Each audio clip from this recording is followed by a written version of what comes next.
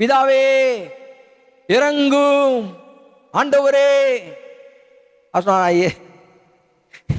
அவர் இறங்கி எல்லாத்தையும் செஞ்சு உங்களை ஐஸ்வர்யவன் ஆக்கிட்டு அவர் ரிட்டர்ன் போயிருக்கிறாரு. வருவாரு. ஏன் அவசரம்? ஒன்னும் அவசரம் இல்லை. அவர் கொடுத்த போது அனுபவிங்க.